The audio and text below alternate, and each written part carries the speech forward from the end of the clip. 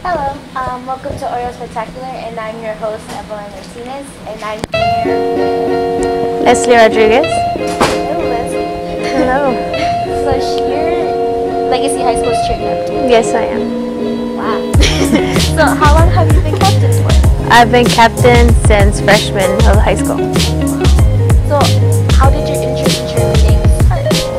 Well, I was interested in cheerleading since I was in elementary. My cousins were in cheerleading in college, so I was kind of like interested in that besides dancing. So I kind of took into that field, and then from there I went on. Okay, that's nice. I know cheerleading requires gymnastics, so you have skills in gymnastics. Yeah, just a bit. Yeah. So how has your experience been as captain? It has actually taught me a lot of leadership skills. Many ways how to incorporate new ideas into the team and to help other people with motivation. So it actually did impact on me and other people as well. So do you see as the cheerleading team as a family? Yes, I do. It's like a second family to me. Have you been like a role model to anyone? Well, to what people have told me, just a few people have said I am a role model, maybe to like my family, but yeah. Okay. Do you like doing cheer? Yeah, I love doing what I do. It's like something that really motivates me to go farther with it. So you're a senior, sadly. Yeah, sadly. So you're leaving. Do you know anyone in particular who would like to be taking your place, or you know anyone that will? So far in the cheerleading squad, I see there's a girl, her name's Brianna. I see she has many leadership skills as well, so I do see her becoming a new cheer captain for the team. That's nice. Okay. So we don't have much time, sadly, so we're going to interview with Evie, but it was nice getting to know you and your passion for cheerleading, so we're going to transition out now. Okay. Thank you for having me. So right now, I'm going to introduce our host,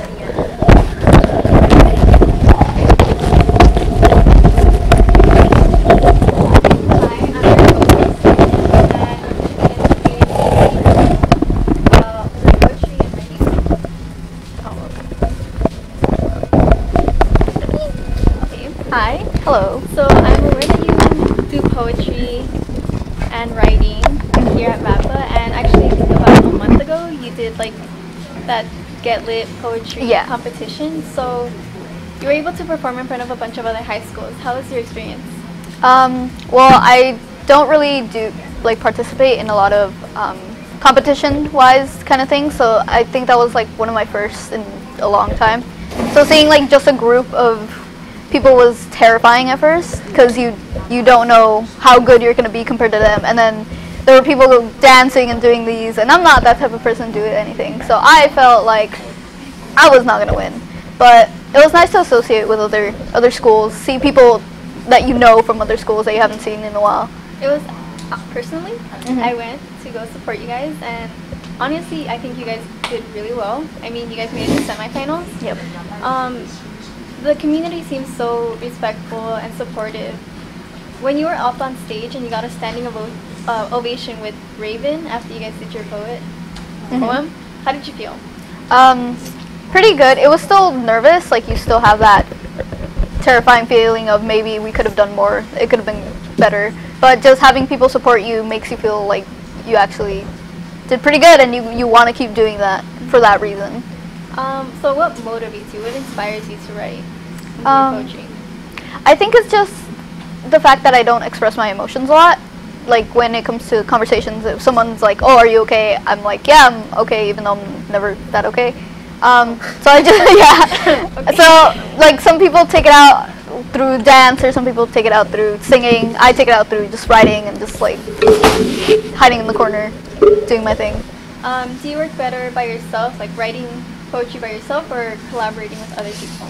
I think I work better with myself because there's a lot of things that I want to put into writing that I can't put into my writing if I'm working with somebody else, because it's either too personal or too awkward to write about. But I also like working with somebody or like in a group, because then you have more ideas and it's better and it's more intense to have like so many ideas into one work. Okay. So you two are a senior. And I know that your group of poets only consists of 4 people, 2 of which are seniors, and you are one of them. Meaning you're gonna leave. Yeah. And this is the first year we've done poetry and competing with poetry. How do you feel about the 2 freshmen that are a part of the group? They have a lot of ideas, and that's a good thing. The bad thing is that most BAPA students have this thing where it's like we don't do anything until the very last minute, and we still somehow manage to do that. But if people could figure out how to work with that, then I think it'll be pretty good. Their writing skills are amazing. The way they express themselves are pretty okay. Poetry is Yeah. pretty good. Do you think you'll be coming back to visit and I guess go to the competitions in these upcoming years that BAPA keeps doing? Yeah, I think so. I think I'd like to see just like new faces come in and new people try to express themselves, and it's like I want to put my help out since I could only do it for 1 year. Okay. Yeah. Well, I think that's all I have to ask you. We're gonna go to commercial. Thank you for answering my questions, and we'll be back.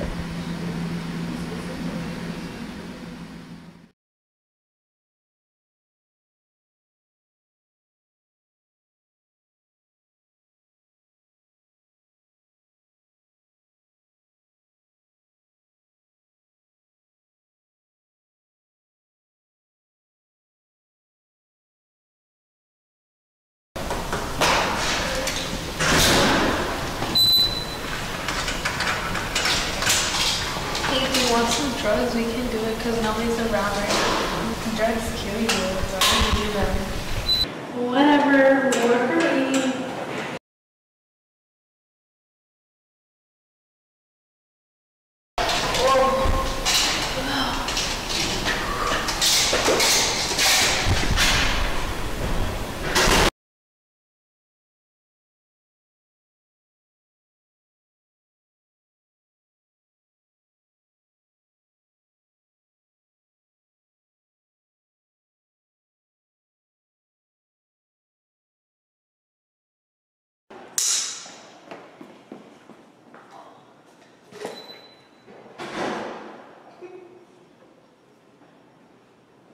Don't you come in?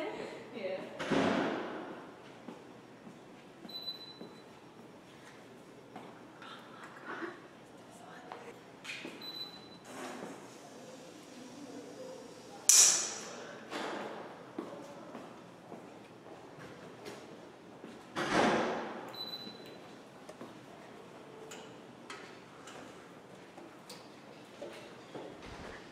Do you want some drugs?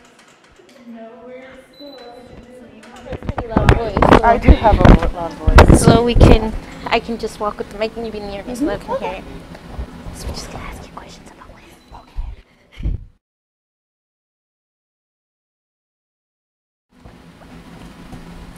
Hello, welcome back to Oreo Spectacular. I'm your host, Evelyn Martinez. And I'm your co-host, Adriana.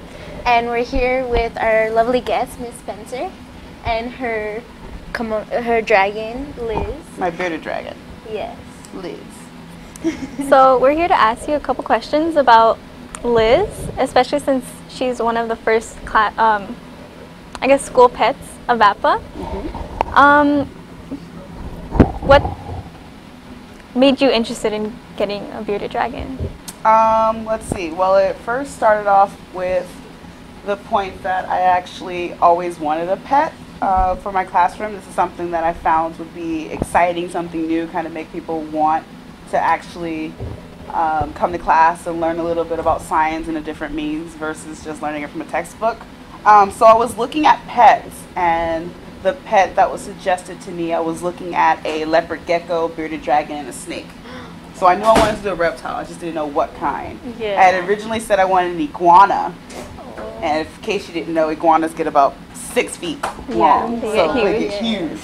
But I realized that iguanas might not be necessarily the best pet because they've been shown that they sometimes can try to, if they're aggressive, they'll whip other people with their tails and spikes, so that became an issue. So I settled for a bearded dragon after doing my research and seeing how cute and lovable these little munchkins are, and so that's what I got.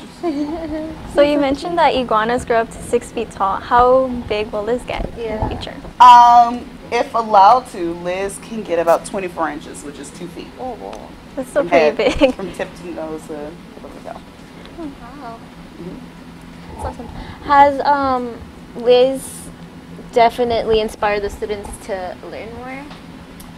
Since that was a mission? I think so, definitely. I've seen that Yes. students are becoming more engaged, not only in coming to school and coming to class, but learning about the reptile, learning how reptiles work.